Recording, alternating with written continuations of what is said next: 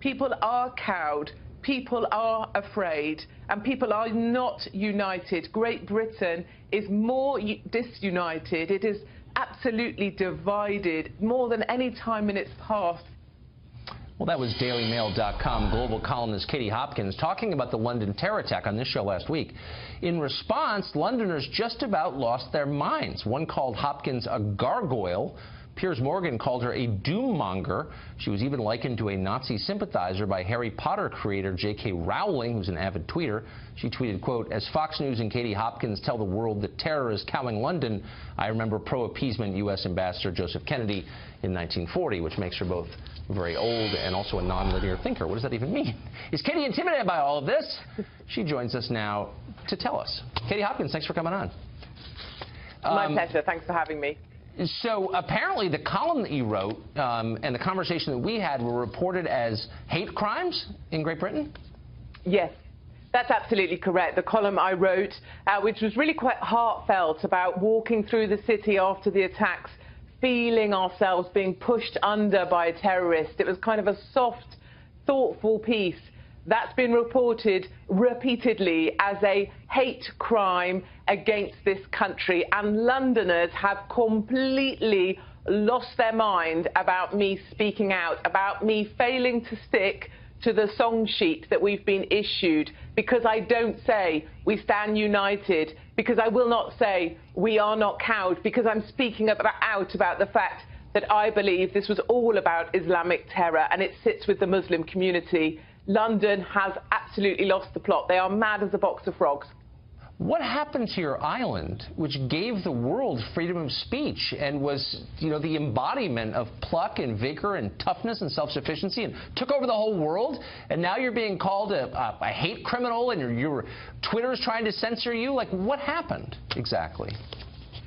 Yeah, and that's nothing new for me. These liberals will come at you any way they can. They report me to social services about my children. They have reported me to the Major Crime and Homicide Command. I've been interviewed under caution. That's kind of standard stuff for me. I don't mind. J.K. Rowling writes for children, and she writes about a fantasy land. Now, she wants to believe a fantasy land where we're all getting on well together and it's a brilliant, marvellous place, and it's absolutely fine, no problem that someone mows down people as they cross a bridge. We'll leave that up to J.K. Rowling.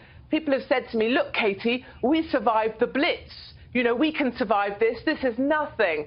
Well, in the Blitz, we were fighting for something. We were defending our great country. As far as I see it, London, which is really Obama on steroids, London are accomplices in wanting this country to fail. And that's why you'll see on Wednesday, when we finally kickstart the process of leaving the European Union, the rest of the UK, which is essentially Trump Town, where I belong, we are leaving the EU. We will stand defiant. We will stand up for Great Britain.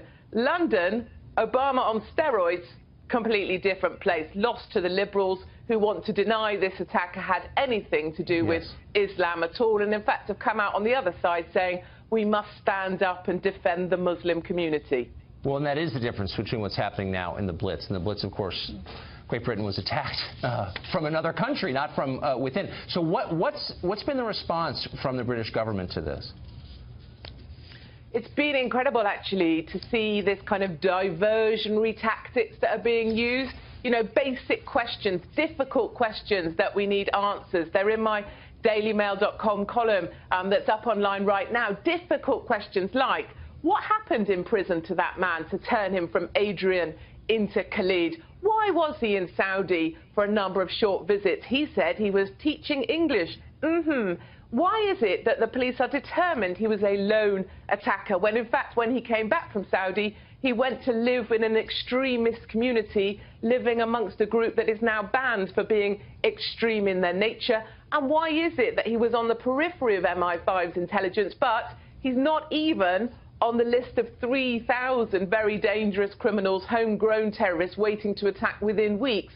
And I suppose the most difficult question of all, if Khalid is not on that list of 3,000 terrorists looking to attack within weeks, how many other Khalids are out there in this country that here, London, Obama on steroids, doesn't want to admit or be honest about?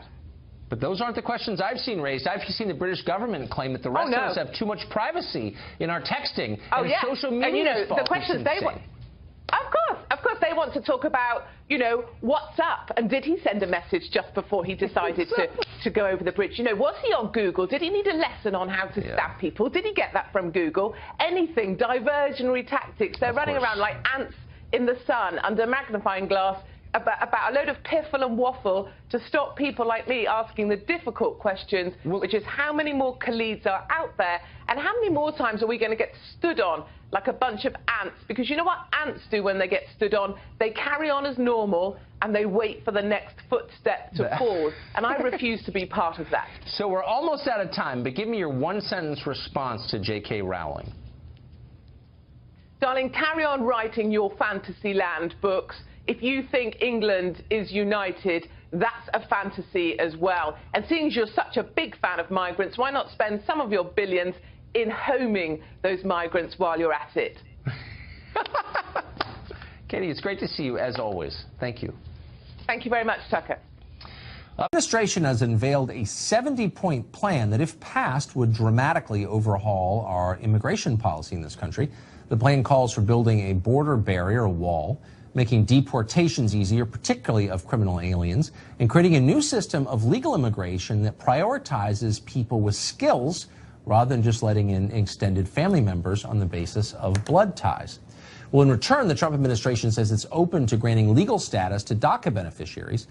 Democrats say the plan is unthinkably extreme somehow. Katie Hopkins is global columnist at dailymail.com, and she joins us tonight. Katie, it is great to see you. What could possibly be the complaints about the items I just listed? And I think we're fair in describing them. Why would someone be against those? It's a crazy thing, you know. Trump's doing precisely the right thing here. He's trying finally to correct the massive presidential overreach by Obama in creating this Dreamer program. It reminds me very much of when my children do painting. They make the mess, but they're not there to tidy it up afterwards. I am. And Trump is like that. He's trying to tidy this up, put it through Congress, and make it actually legal and constitutional.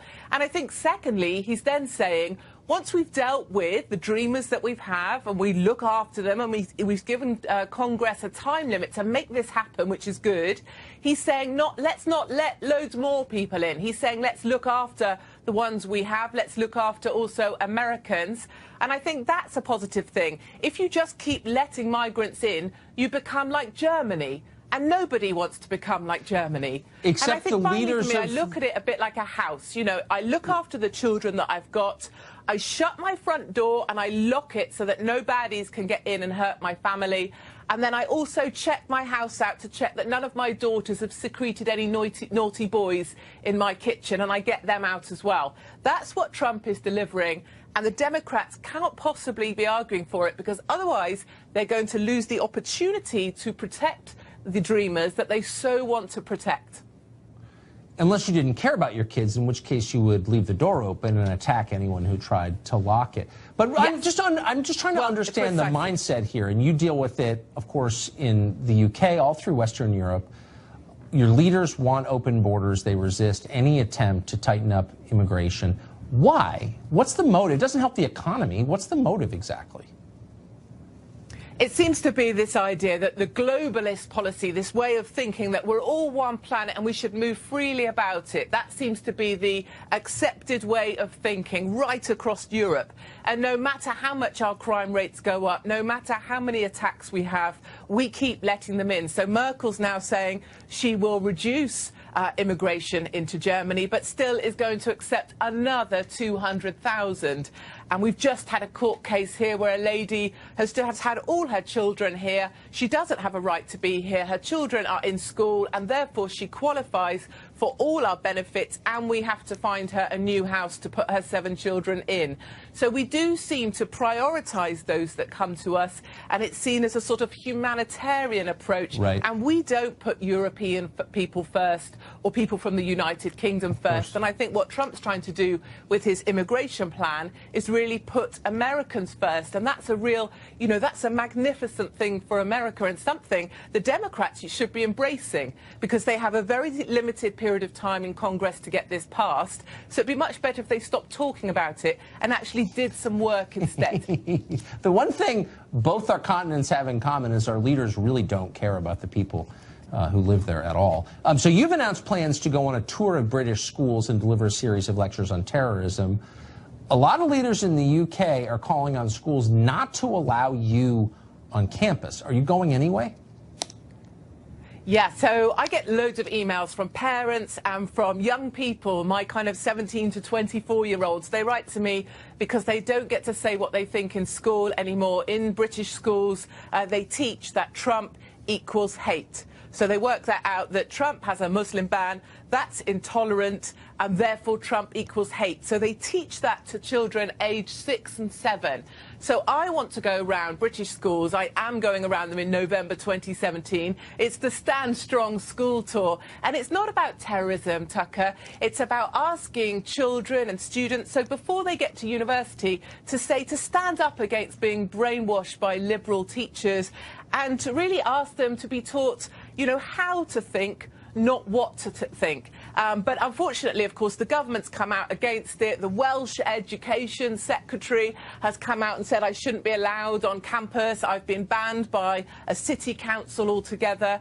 But parents are now coming up because they want me to come into the schools. But I think my main message is that it's just because I'm a conservative woman, and I think also being white doesn't really help. I think if I was a transracial pescatarian with a diploma in Islamic studies, I'd be incredibly welcome across our left-wing schools all over the UK.